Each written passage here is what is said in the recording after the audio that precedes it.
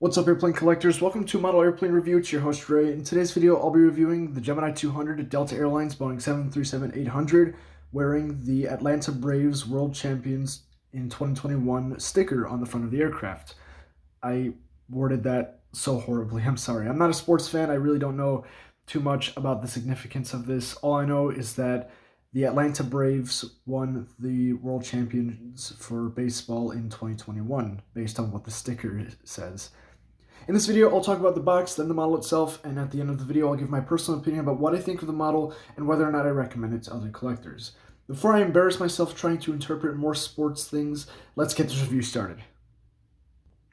Starting off with the box is not your standard Gemini 200 narrow-body box. This box is actually more than meets the eye.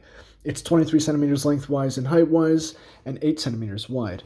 This box is a new design since instead of featuring a button to open up the flap that allows you to see the model, it is magnetically attached to the box, which personally I think is a very cool feature.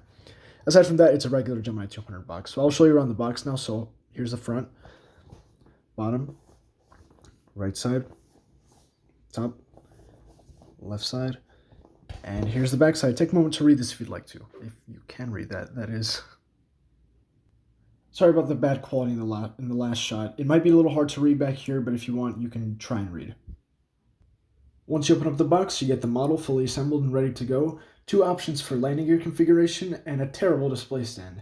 I'd like to comment briefly on the display stand. The included display stand for most narrow-body Gemini 200 models is this stand right here, and it's absolute trash. So if you want to display the model on a sturdy, more reliable stand, I suggest purchasing a different display stand alongside the model. As for landing gear configuration options, you get the extended position and the retracted position. I will demonstrate what the retracted position looks like later in the video, but for most of the video, I will keep the model with the landing gear in the extended position.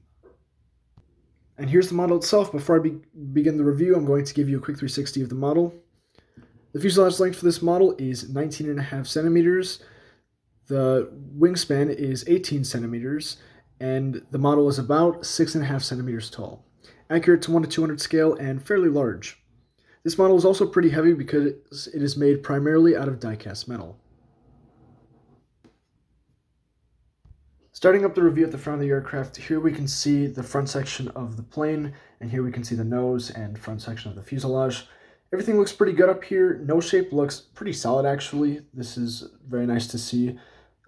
Historically, I think this mold has had issues with the nose shape. I'm not 100% sure, and I don't think the nose shape is 100% correct, but it's pretty accurate. I won't complain too much about it. In terms of details, there's lots of printed detail here, including the World Champions logo right here. That's what makes this aircraft special. Looks pretty solid, and lots of details to go around up here, all of which look pretty good. No complaints, no application issues, nothing really major so far. As I move down the fuselage, you can see more of the details, and I have nothing really to say about them other than they look pretty good. Here's the vertical stabilizer. Looks pretty solid, no complaints.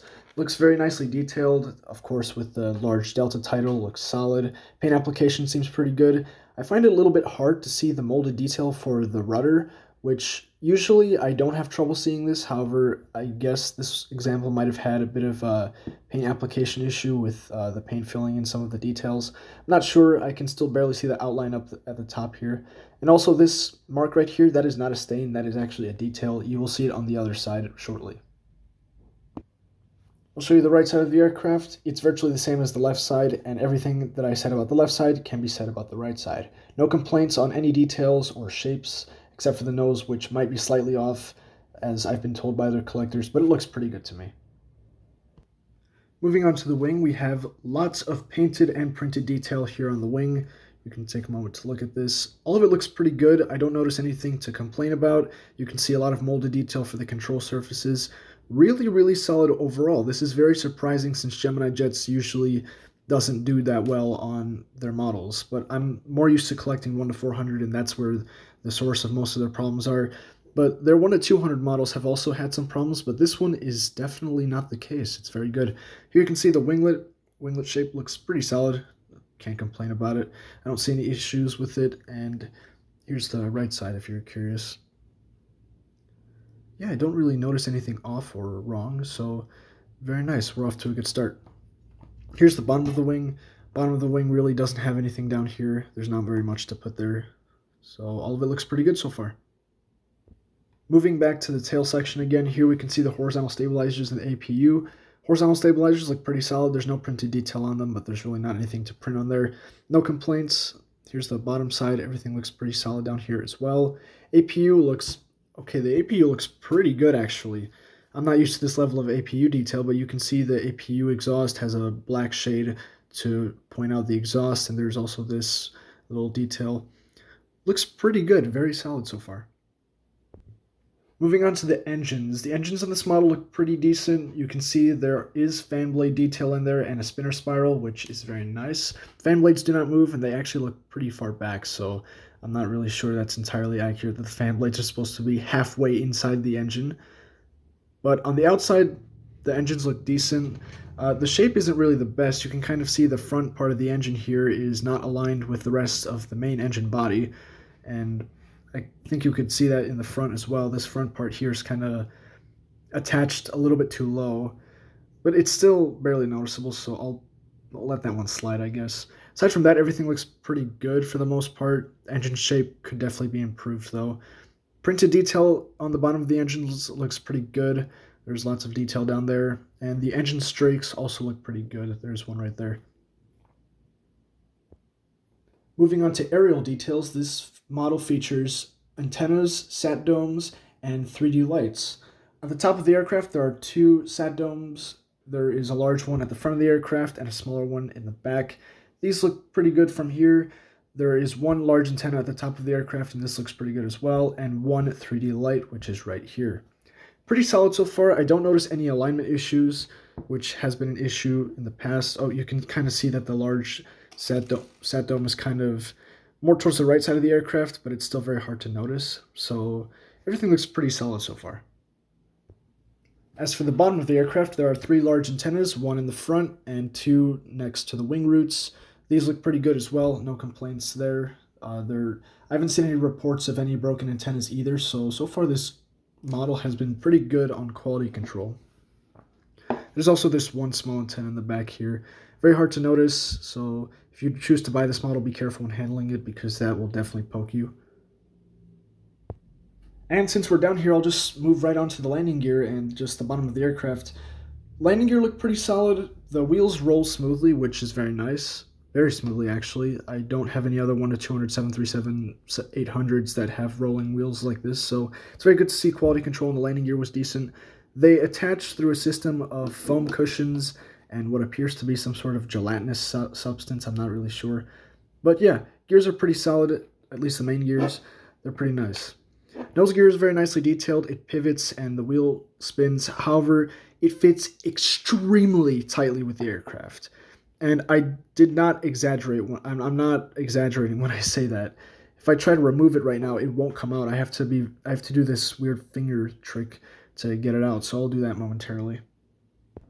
There we go. Okay, so after a bit of tossing and turning, I got the nose gear out. Here you can see the cavity for where the nose gear goes. The nose gear is magnetically attached to the aircraft, but I think the friction does the job pretty well. And as I said earlier, the main gears are attached to a system of foam cushions and that gelatinous block right there. Here's what the gear covers look like. You can kind of see there's a bit of paint chipping on this one, which is a little bit upsetting to see. But the gear covers, they just sit in the holes, which I will demonstrate right now. Alright, so here's what the model looks like with the gear covers in. I tried my best to fit the main gear ones in, but they just don't fit. I guess they're too big, so I'd have to sand them down in order to get them to fit properly. But yeah, you can see this one kind of just doesn't fit at all, so that's why I didn't even bother trying to force it in there. And this one, it fits in there quite awkwardly, so yeah, they really don't fit all that well. As for the nose gear, this one actually fits very nicely and smoothly with the fuselage, so at least that gear cover has that going for it.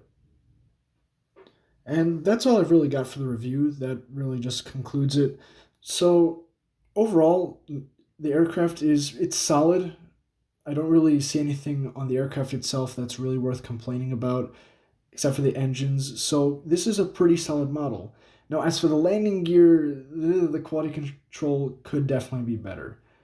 The gear fit with the nose gear, that's definitely something to kind of complain about. And the main gear covers for the retracted position, that's just unacceptable. That is kind of sad to see for Gemini Jet's quality control, but at the same time, their quality control is almost non-existent. So the fact that the model itself came out like this is pretty impressive. So the model itself is good, the gears not so much. So therefore, I do recommend this model to other collectors because even with the gear issues, it's still a beautiful model. Just as always with all Gemini Jets models, tread carefully because you never know what set of quality control issues you're going to get if you order online, and you don't know which models you're going to encounter if you go to a store or a convention and buy this thing.